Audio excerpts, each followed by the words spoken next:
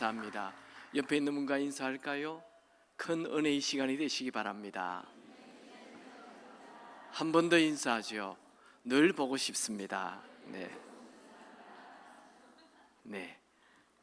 교회 앞에 벚꽃이 활짝 피었죠? 네. 가실 때 사진도 찍으시고 1년에 한 번밖에 시간이 안 나지요. 아마 다음 주면 있을는지 없을는지 모릅니다. 어쨌든 이렇게 아름다운 꽃이 피는 귀한 계절을 주신 우리 하나님께 감사를 드립니다. 저희들은 터키의 성지순례 10일 동안 잘 다녀왔습니다. 기도해 주셔서 감사합니다. 성지순례는 이 중고등학생들, 특별히 청소년들, 청년들이 많이 가면 좋겠습니다. 나이 들어 가는 게 아니고요, 젊을 때 일찍 볼수록 성경이 진짜구나 이걸 알게 됩니다. 여러분 자녀들에게 유산 안 물려줘도 됩니다. 젊을 때 믿음을 물려주시기 바랍니다.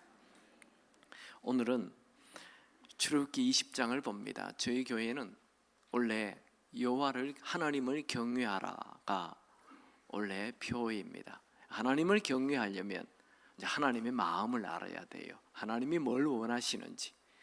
하나님의 마음의 가장 핵심이, 율법의 핵심이 십계명입니다. 십계명을 알아야 하나님의 마음을 알 수 있습니다. 그래서 앞으로 10주 동안 십계명을 볼 계획입니다. 어떤 분들은 모세 시대, 지금으로부터 3,500년 전에 기록한 그 십계명 지킬 필요가 있느냐, 이런 얘기를 하는 분이 있습니다.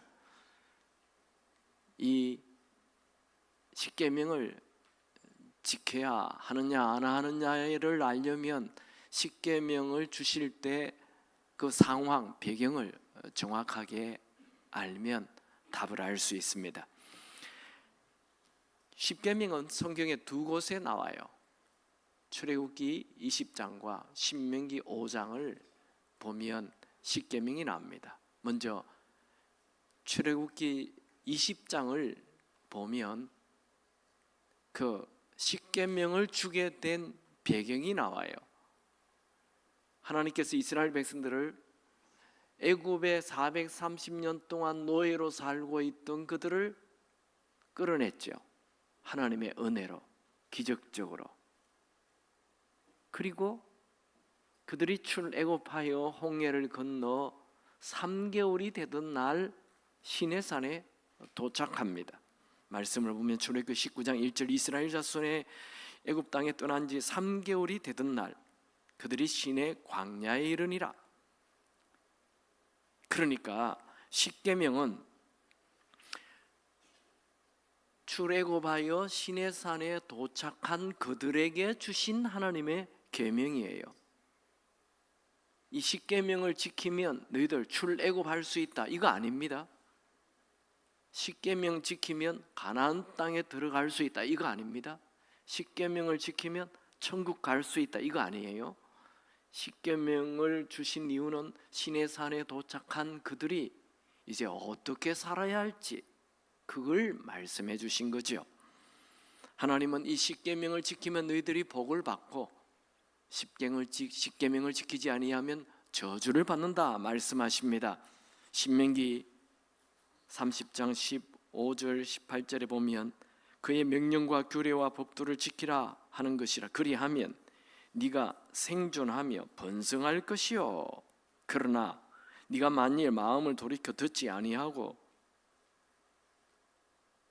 유혹을 받아 다른 신들에게 절하고 그를 섬기면 너희가 반드시 망할 것이라. 이 십계명을 지키면 하나님이 축복을 하시는데 십계명을 지키지 아니하면 벌이 임한다는 거예요. 그래서 망하는 인생이 된다, 이렇게 말씀하십니다. 어떤 분들은 예수님이 오신 이후에는 십계명을 지킬 필요 없다 말하는 분도 있어요. 그런데 예수님은 그렇게 말씀하지 않죠. 예수님은 내가 율법, 이 십계명을 포함한 율법을 없애기 위해서 온 것이 아니라 이 율법을 더 완성시키려고 왔다 말씀하셨죠. 마태복음 5장 17절에 내가 율법이나 선지자를 폐하러 온 줄로 생각하지 말라. 폐하려 온 것이 아니요 완전하게 하려 함이라. 십계명은 예수님이 오시기 전이나 후나 다 지켜야 하는 것입니다. 여러분, 신약에도 십계명이 나오는 거 아십니까? 1계명 디도서 2장 5절에 하나님은 한 분이시여 라고 말하고, 2계명 요한일서 5장 21절에 자녀들아 너희 자신을 지켜 우상에서 멀리하라. 3계명은 야고보서 5장 12절 내 형제들아 무엇보다도 맹세하지 말라. 4계명은 날마다 마음을 같이하여 성전에 모이고 힘쓰고, 5계명은 에베소서 6장 1절에 자녀들아 너희 부모에게 순종하라. 6계명은 요한일서 3장 15절에 그 형제를 미워하는 자마다 살인하는 자니, 7계명은 고린도전서 6장 18절에 엄행을 피하라. 8계명은 에베소서 4장 28절에 도둑질하는 자는 다시 도둑질하지 말고, 9계명은 골로새서 3장 9절에 너희가 서로 거짓말하지 말라. 10계명은 에베소서 5장 3절에 음행과 온갖 더러운 것과 탐욕은 너희 중에서 그 이름조차도 부르지 말라. 그러니까 십계명은 구약에만 있고 신약에는 없는 사라진 계명이 아니고, 구약이나 신약이나 동일하게 이 십계명을 지켜야 함을 말씀하고 있습니다. 더욱 십계명은 신약에 와서는 조금 더 크게 확대가 됩니다. 예를 들면 안식일을 지키는 것은 일주일에 딱 하루만 하면 되잖아요. 그런데 신약에 와서는 안식일을 매일 지키라고 말합니다. 로마서 12장 1절에 보면 그러므로 형제들아 내가 권하노니 하나님의 모든 자비하심으로 너희를 권하노니 너희 몸을 하나님이 기뻐하시는 거룩한 산 제사로 드리라. 그러니까 매일 거룩한 삶의 예배를 드리라는 거예요. 이것이 너희가 드릴 영적 예배니라.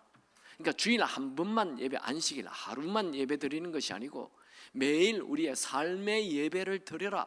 이것이 영적 예배다. 그러니까 이 십계명이 조금 더 크게 확대가 되는 것입니다. 또 살인하지 말라라는 것도 십계명이 더 크게 확대가 돼요. 어떻게?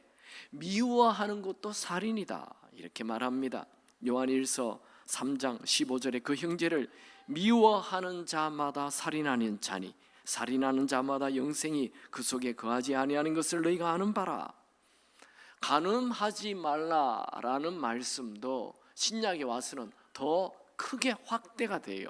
예수님은 이렇게 말합니다. 마태복음 5장 28절에 나는 너희에게 이르노니 음욕을 품고 여자를 보는 자마다 마음에 이미 간음하였느니라.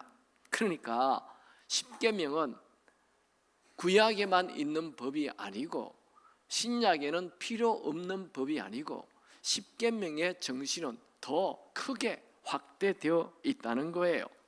자, 한번 정리해 봅시다. 십계명을 하나님이 왜 주셨죠? 첫 번째, 하나님의 마음을 알게 하는 거예요. 하나님이 우리에게 어떻게 살기를 원하는지, 하나님의 마음이 뭐냐? 십계명은 모세가 만든 게 아닙니다. 하나님께서 하나님의 마음을, 하나님의 뜻을 우리에게 보여준 것입니다. 우리가 하나님을 기쁘시게 하려면 하나님이 원하는 대로 살아야 됩니다. 그게 십계명이에요. 두 번째, 십계명은 천국 백성으로서 올바르게 살 수 있도록 도와주는 것입니다.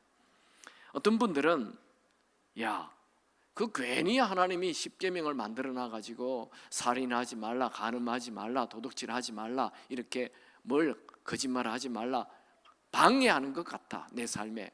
우리 남자들은 여자도 한 부인을 한 10명씩 데리고 살면 좋겠는데 간음하지 말라니까 뭔가 내 삶에 제약을 주는 것 같고 방해하는 것 같지만 십계명은 내 삶을 보호해 주는 거라는 거예요.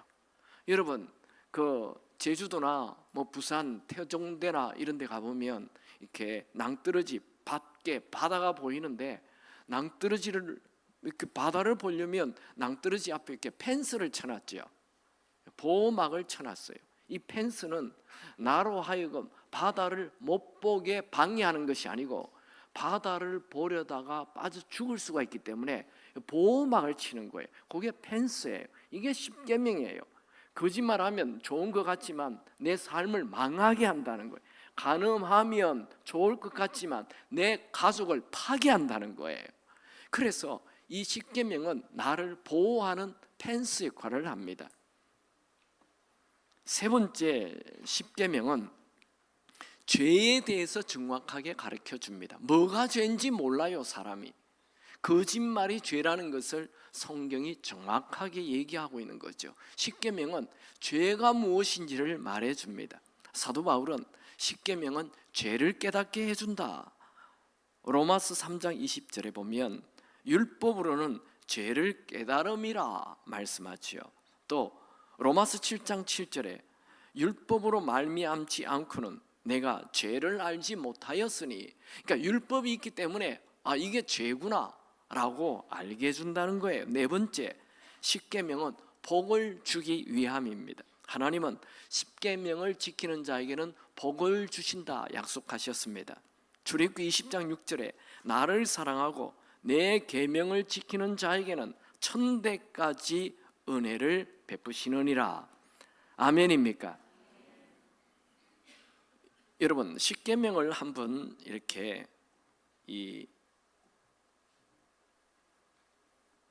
정리해 보기 원합니다. 십계명을 정리해 보면 십계명의 구조를 한번 보죠. 아이패드를 한번 보여주실래요? 십계명의 구조는 이 두 계명입니다. 두 개의 계명으로 되어 있어요. 두 개의 돌판입니다. 아시죠? 여러분, 모세가 두 개의 돌판을 받았다는 것. 이 두 개의 돌판은 좀 나누어져 있어요. 첫 번째 돌판에는 네 개의 계명이 있어요. 다른 신을 숨기지 말라. 두 번째, 우상을 만들지 말라. 세 번째, 하나님의 이름을 망령되이 긋지 말라. 안식일을 지키라. 이건 다 하나님을 사랑하는 거야. 하나님 사랑. 그리고 이제 부모를 공경하라, 살인하지 말라, 간음하지 말라, 도둑질하라, 거짓말하지 말라, 탐욕하지 말라. 이것은 다 사람 사랑이에요. 사람 사랑. 두 가지 공통점은 다 사랑이라는 거예요. 자, 이 앞에 있는 돌판은 하나님을 사랑하라인 하나님과의 관계예요. 두 번째 돌판은 사람을 사랑하라는 거죠. 이것은 이 사람과의 관계예요. 이걸 수평적 관계라. 위에 하나님과의 관계라 수직적 관계, 사람과의 관계. 이 두 관계가 이 십계명의 요점입니다. 이 십계명의 요점을 예수님께서 정확하게 말씀하셨죠. 십계명 마태복음 22장 37절 40절을 보면 예수께서 이르시되 내 마음을 다하고 목숨을 다하고 뜻을 다하여 주 너의 하나님을 사랑하라 하셨으니 이것이 크고 첫째 되는 계명이요 둘째도 그러하니 내 이웃을 내 자신같이 사랑하라 하셨으니 이 두 계명은 온 율법과 선지자의 강령이니라. 이렇게 말씀하고 있습니다. 우리는 지금 십계명을 보고 있어요. 이 십계명의 오늘 1계명을 보는데 십계명은 출애굽기 20장과 또 어디 나온다 했죠? 신명기 5장이 나온다 했죠. 우리 지금 출애굽기를 보고 있어요. 출애굽기 20장에 3절부터가 이제 쭉 십계명이 나오는데 20장 1절 2절은 십계명의 서론이에요. 우리 서론 한번 읽어볼까요? 출애굽기 20장 1절 2절 시작. 하나님이 이 모든 말씀으로 말씀하여 이르시되 나는 너를 애굽 땅 종되었던 집에서 인도하여 낸 내 하나님 여호와니라. 하나님은 십계명을 말씀하기 전에 먼저 자신이 이스라엘 백성들을 애굽 땅 그 노예에서 건져냈다, 인도하여 낸 여호와라고 말씀합니다. 하나님은 430년 동안 종살이하던 그들을 노예에서 끌어내서 자유를 주신 분이에요. 그리고 또다시 그들에게 감옥에 집어넣기 위해서 십계명을 준 거 아닙니다. 또다시 더 자유를 주기 위하여 십계명을 주셨다는 거예요. 우리가 지금 출애굽기 20장 1절 2절을 봤습니다. 이제 3절에서 17절까지 십계명이 나옵니다. 그러면 오늘 우리가 보게 되는 1계명, 3계명을 1계명을 3절에 다 같이 읽겠습니다. 시작. 너는 나 외에는 다른 신들을 내게 두지 말라. 저는 오늘 이 1계명을 가지고 두 가지 메시지를 보기 원합니다. 첫 번째로 삶의 중심에 하나님을 모십시오.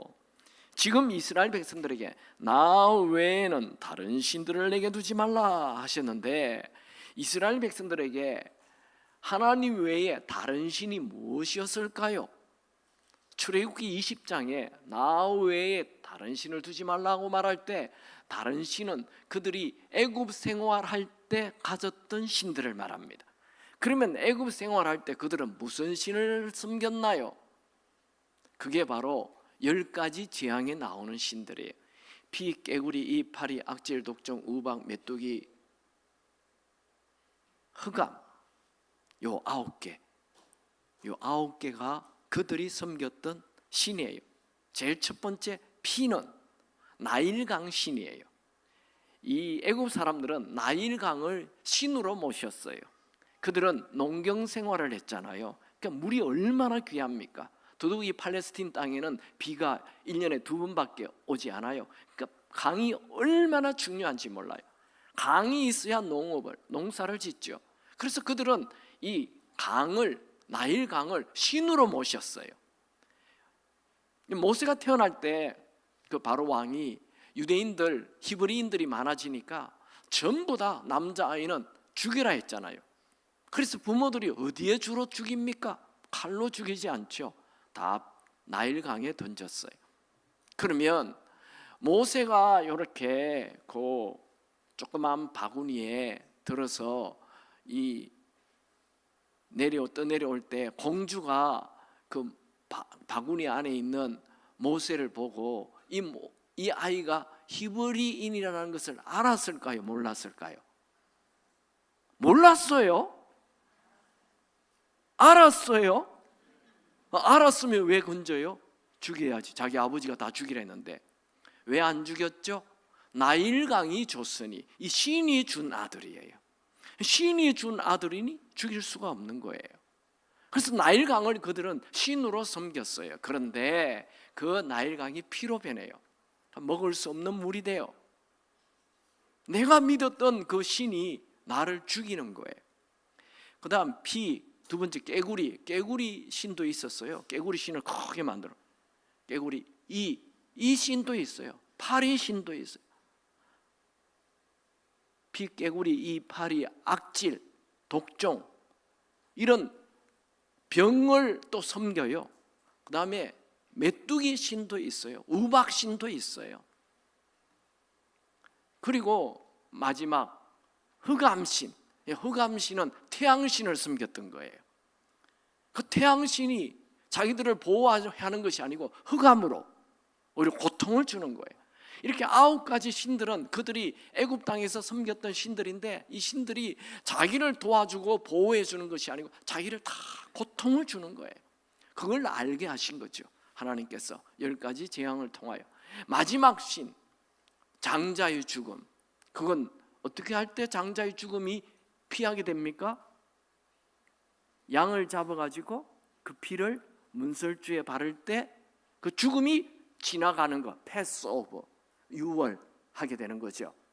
그래서 하나님은 10가지, 9가지의 우상들은 아무런 도움을 주지 못하지만 신약의 어린 양으로 오신 예수의 피가 우리를 살린다는 걸 말씀하고 있는 것입니다. 하나님이 참신이십니다. 예수님이 참신이십니다. 성령님이 참신이십니다. 아멘입니까? 하나님은 이렇게 10가지의 재앙을 통하여 그들의 신이 엉터리라는 것을 말합니다. 또 십계명은 출애굽기에도 20장에도 말씀하였지만 신명기 5장에도 또 십계명이 나와요. 그때 나 외에 다른 신을 섬기지 말라라고 말할 때는 이제 신명기 5장은 곧 가나안 땅에 들어가기 직전이에요. 그러면 가나안 땅에 들어가면 있는 신 섬기지 말라는 거죠. 가나안 땅에는 어떤 신이 있었어요? 제일 유명한 신이 바알 신이에요. 바알 신은 풍요의 신을 얘기합니다.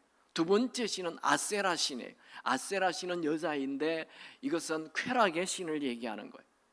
또 다곤 신이 있어요. 이것은 이 농작물을 도와주는 그런 신이에요. 그 외에도 이 몰렉신, 금오수신, 모토신들이 있었습니다. 오늘날에도 바알신과 같은 것을 숨기는 자들이 많습니다. 그 바알신은 풍요의 신, 돈의 신이에요. 오늘날 현대인들이 얼마나 돈을 신으로 모시고 사는지 몰라요.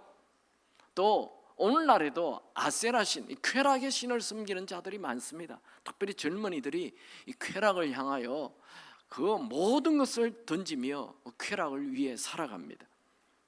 또 어떤 사람들은 신이 어디 있느냐? 내 주먹을 믿는다, 나를 믿는다, 이렇게 얘기하는 사람도 있어요. 성경은 그런 사람들을 어리석은 자라고 말합니다. 시편 14편 1절에 어리석은 자는 그의 마음에 이르기를 하나님이 없다 하는도다. 자기를 믿고 산다라는 사람들은 실상은 굉장한 두려움을 가지고 살아가고 있습니다. 이 세상에 있는 모든 신들은 가짜입니다. 거짓입니다. 아니면 사탄의 변형입니다. 세상의 풍요는 다 가져도 마음에 불안이 있습니다. 세상의 쾌락은 다 누려도 마음에 공허합니다. 여러분, 사람은 하나님을 마음의 중심에 모시지 아니하면 무엇을 해도 만족이 되지 않습니다. 그래서 어거스틴은 주님 안에서 쉼을 얻기 전에는 우리 마음에 안식이 없습니다 라는 유명한 말을 하였습니다. 하나님이 인간을 지었기 때문에 인간의 영혼 깊은 곳에 자리 잡은 그 빈 공간을 하나님 외에는 그 무엇으로도 채워지지 않습니다. 어거스틴은 그의 책 고백록에서 채워지지 않는 욕구, 그것이야말로 참 신이신 하나님의 실제에게로 다가가는 신마리들이다 라고 말했습니다. 식욕이 있다는 것은 먹을 음식이 있다는 말이고, 성욕이 있다는 것은 이성이 있다는 것이고, 목이 마르다는 것은 마실 물이 있다는 것이고, 피곤하다는 것은 쉴 수 있는 잠이 있다는 것이고, 외롭다는 것은 내 주변에 좋은 인간관계를 맺을 사람이 있다는 것입니다. 마찬가지로 세상에 그 무엇으로도 만족되지 않는 공허함이 있다는 것은 그 공허함을 채워주는 존재가 있다는 말입니다.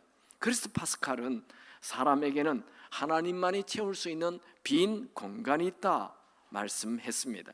여러분, 우리 하나님은 어떤 분이죠?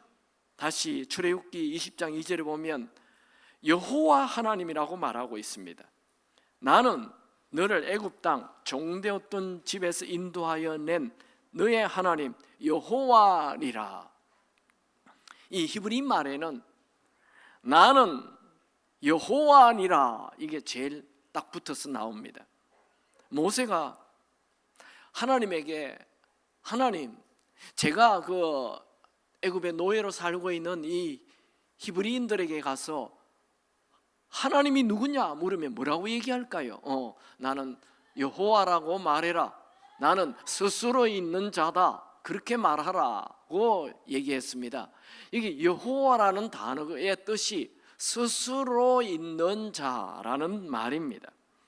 여러분, 이 세상 역사상 어디에도 스스로 있는 신은 없습니다. 그렇게 스스로 있는 신이라고 불려졌던 신이 이 세상 어느 곳에도 어디에도 어떤 때도 없었다는 거죠. 오로지 하나님만 스스로 존재하는 신으로 불려졌습니다. 여러분, 이 세상에 스스로 존재하는 게 있을까요? 여러분 오실 때 차 타고 왔죠? 그 차가 저절로 만들어졌습니까? 아니죠. 공장에서 그 차를 만든 사람들이 있었잖아요. 여러분, 노트북을 쓰시죠? 노트북 저절로 만들어졌습니까? 아니죠. 노트북을 만든 사람이 있죠. 여러분, 오늘 집에서 나왔죠? 그 집 저절로 만들어졌습니까? 아니죠. 집을 설계한 사람이 있고, 집을 시공한 사람이 있고, 집을 만든 사람이 있죠. 그럼 나는 어떤 존재입니까? 나는 부모에게서 났죠. 그러면 부모는 또 그 부모에게서 났죠. 또 그 부모는 쭉 올라가면 사람의 첫 시작은 하나님이 하신 것입니다. 여러분, 뭔가 정확할수록, 정교할수록 그것을 다 알고 만든 존재가 있다는 거죠. 우리가 살고 있는 이 지구는 얼마나 정확하고 정교한지 모릅니다. 하루에 정확하게 한 바퀴 자전을 하고 또 태양을 향해 공전하고 있습니다. 겨울에 눈이 오고 아무리 차가운 바람이 불어도 또 정확하게 봄이 옵니다. 특별히 4월 4일은 정확하게 개나리가 핍니다. 왜 4월 4일이냐고요? 제 결혼 기념일이거든요. 아주 정확합니다. 절대로 바뀌지 않습니다. 하나님이 이 지구를 정확하게 움직이고 계신다는 거죠. 여러분, 이 세상에 있는 모든 것은 그 원인을 제공하는 첫 시작자가 있습니다. 그러면 하나님은 누가 만들었습니까? 이런 질문을 할 수 있겠죠. 네, 성경은 답합니다. 하나님은 스스로 존재하는 분이십니다. 불교는 스스로 존재하는 신이 아닙니다. 이 세상의 모든 신들 다 스스로 존재하지 않습니다. 자기가 신이라고 말하지도 않습니다. 신이 아니거든요. 모든 것은 하나님에게서 나왔습니다. 히브리서 3장 4절에 집마다 지은 이가 있으니 만물을 지으신 이는 하나님이시라. 하나님은 지금도 온 우주를 움직이시고 지구를 다스리시고 지구를 붙잡고 계십니다. 히브리서 1장 3절 이는 하나님의 영광의 광채시요 그 본체의 형상이시라. 그의 능력의 말씀으로 만물을 붙드시며. 아멘입니까? 하나님이 지금 이 온 지구를 만들고 움직이고 붙들고 계신다는 거예요. 어떤 신학자들은, 자유주의 신학자들은 하나님께서 마치 시계를 만들고 시계에다가 테이프를 감아놓고 팔짱 끼고 구경하는 것처럼 하나님이 이 지구의 자연 법칙을 만들고 구경하고 계신다. 그걸 이신론이라 그러는 거짓말입니다. 하나님은 지금 우리의 모든 것을 보시고 모든 것을 간섭하시고 모든 것을 인도하는 분이십니다. 골로새서 1장 17절에 보면 또한 그가 만물보다 먼저 계시고 만물이 그 안에 함께 서 있느니라. 여러분, 하나님은 분명히 지금 살아계십니다. 이 세상 그 누구도 하나님이 없다라고 증명한 사람이 없습니다. 하나님이 계신다라고 얘기하는 사람은 무지하게 많고 몇 20억이나 되는 사람들이 하나님 살아계신다 하며 그 하나님을 믿고 있죠. 그러나 하나님이 없다라고 증명한 사람은 이 세상에 한 명도 없다는 거예요. 하나님은 계십니다. 이집트에서 일어난 일입니다. 여자 선교사님이 어느 날 택시를 탔습니다. 하나님께서 그 여선교사님에게 네가 운전수에게 예수님이 당신을 사랑하신다라고 말을 하라. 아니요, 예수님이요? 그리고 그 이집트의 운전수를 딱 쳐다봤더니 수염을 길게 기르고 머리에 그 모슬렘들이 쓰는 걸 딱 쓰고 있고 완벽한 완전한 모슬렘이에요. 그런데 하나님께서 계속 그 사람에게, 운전수에게 예수님이 당신을 사랑하십니다 라고 말을 하라. 주님, 하나님이 사랑하신다고 하면 안 될까요? 그 사람들이 알라나 우리의 하나님이나 단어를 같이 사용하니까 아니다, 예수님이 사랑한다라고 말을 하라. 그래서 이 마음에 갈등이 있는 거예요. 그걸 얘기했다가는 한 대 맞을 것 같으니까, 아니면 뭐 해를 당할 것 같아서 갈등 하다가 드디어 택시가 목적지에 도착했습니다. 그리고 택시 문이 열리고 이제 돈을 지불하고 짧게 예수님이 당신을 사랑하십니다 하고 얼른 내리는 거예요. 그런데 이분이 그 얘기를 듣자 깜짝 놀라면서 자기 손을 팍 잡았어요. 그래서 왜 그러십니까?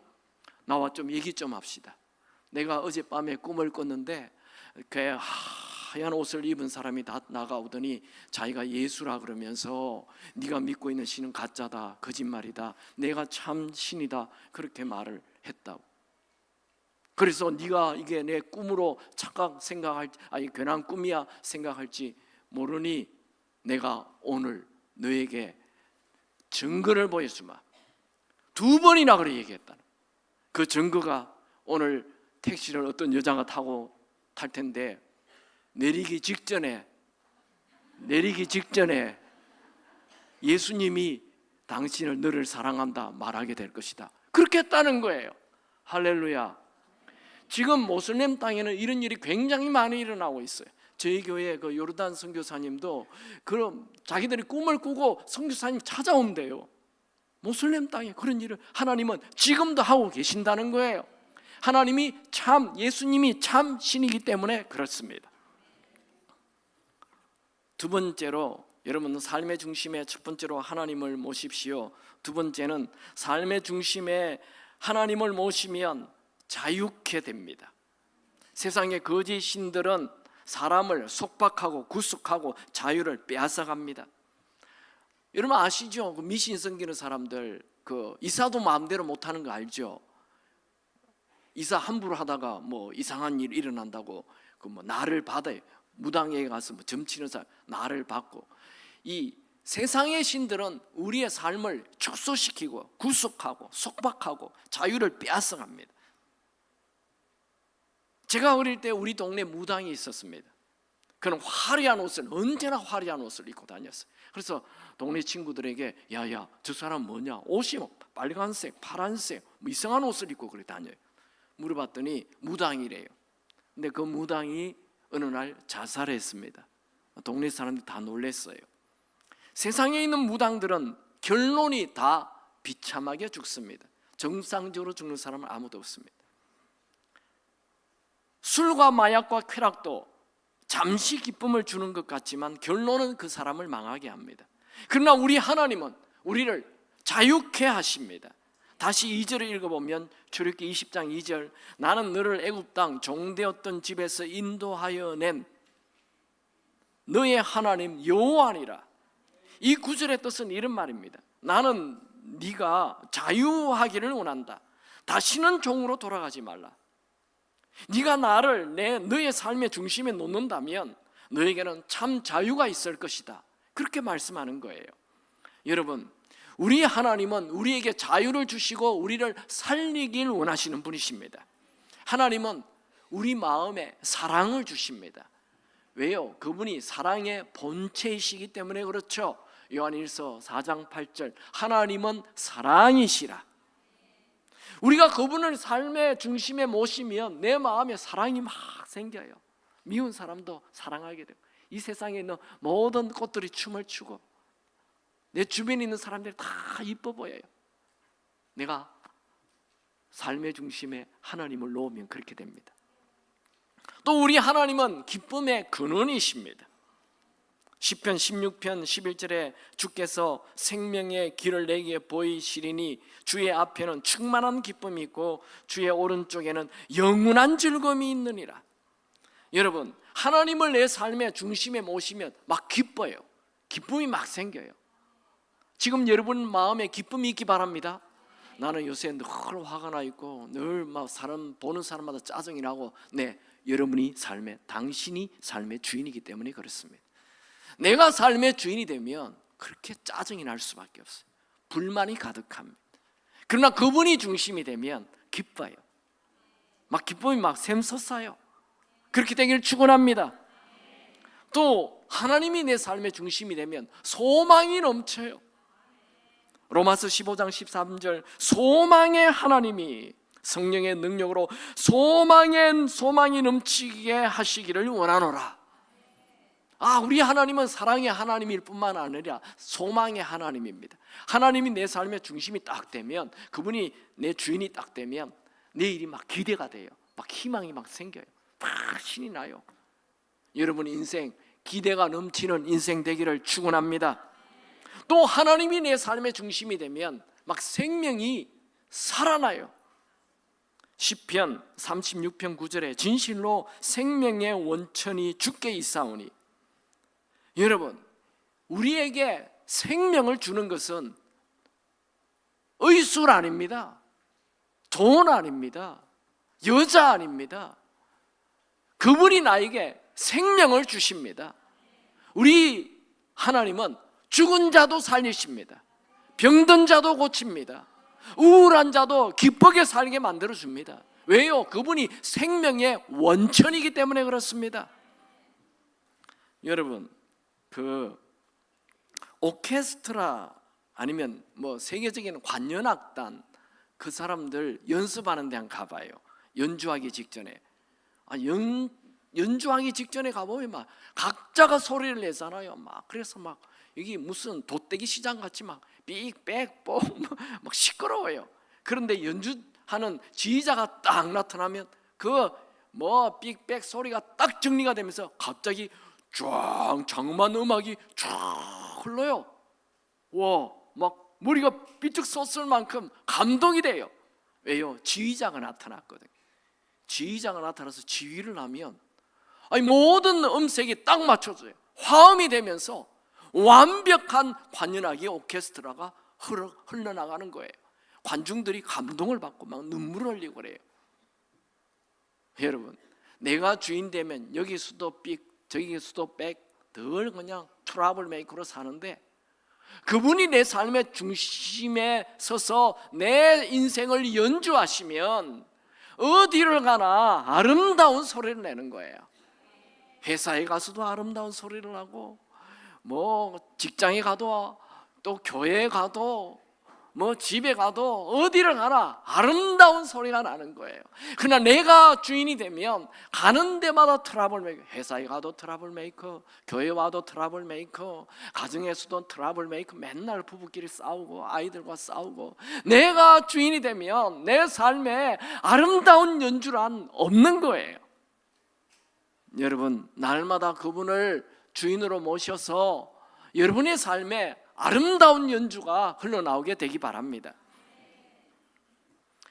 여러분, 그분이 내 주인이 되면 나는 염려 안 해요. 왜요? 그분이 내 편이기 때문입니다. 성경은 하나님이 내 편이라고 말합니다. 시편 56편 9절에 내가 아뢰는 날에 내 원수들이 물러가리니 이것으로 하나님이 내 편이심을 내가 아나이다. 시편 118편 6절 7절 여호와는 내 편이시라 내가 두려워하지 아니하려니 사람이 내게 어찌할까. 여호와께서 내 편이 되사 나를 돕는 자들 중에 계시니. 여러분, 옛날 위고노 교도들이 퀸틴 성에서 포위를 당했을 때 스페인 군이 항복할 것을 요구하는 화살을 위고노 사령관에게 쏘았어요. 위고노들의 사령관인 콜리건이 장군은 세 마디의 말을 덧붙여서 다시 화살을 되쏘았어요. 그 세 마디 말은 우리에게는 왕이 계시다, 그런 말이었어요. 무슨 말입니까? 우리에게 왕이 있기 때문에 항복할 수 없다는 거예요. 왕이 있기 때문에. 여러분 인생에 하나님이 여러분의 왕이 되시면 무슨 일을 당해도 여러분들은 항복할 이유가 없습니다. 작아질 이유가 없습니다. 두려워할 이유가 없습니다. 왜요? 하나님이 내 편이기 때문에 그래요. 하나님이 내 왕이기 때문에 그렇습니다. 내 안에 나의 충성과 나의 경외심을 다 바칠 수 있는 하나님이 계신다면 하나님이 내 삶을 인도해 주시고 내 삶을 결정해 주실 것입니다. 만약 여러분들이 바알 같은 세속적인 풍요의 신이나 아세라 같은 쾌락과 방탕의 신을 섬긴다면 그분은 타락한 삶을 살게 될 것입니다. 반대로 여러분이 사랑과 기쁨과 소망이 넘치고 스스로 존재하고 계시는 하나님을 여러분의 삶의 중심에 모신다면 참으로 자유케 되는 삶을 살게 될 것입니다. 하나님을 삶의 중심에 모시는 사람은 상황이 어떻게 바뀌든 무슨 일이 일어나든 날마다 잔치하는 기쁨이 넘치는 삶이 될 것입니다. 하박국 선지자는 이렇게 말했습니다. 비록 무화과 나무가 무성하지 못하고 포도나무에 열매가 없으며 감람나무에 소출이 없으며 밭에 먹을 것이 없으며 우리 안에 양이 없으며 외양간에 소가 없을지라도 나는 여호와로 말미암아 즐거워하며 나의 구원의 하나님으로 말미암아 기뻐하리로다. 말씀을 정리합시다. 오늘 1계명 출애굽기 20장 3절 다 같이 읽겠습니다. 시작. 너는 나 외에는 다른 신을 내게 두지 말라. 자, 말씀을 정리하죠. 첫 번째, 여러분의 삶의 중심에 하나님을 모시기 바랍니다. 그분은 스스로 계시는 분이시며 지금도 여전히 살아서 세상의 모든 것을 주관하시는 분이시며 여러분의 개인의 삶도 주관하시는 분이십니다. 두 번째, 하나님을 삶의 중심에 모시면 자유케 됩니다. 그분만이 우리에게 참 자유를 주십니다. 그분을 삶의 중심에 모시면 모든 것이 평안해질 것입니다.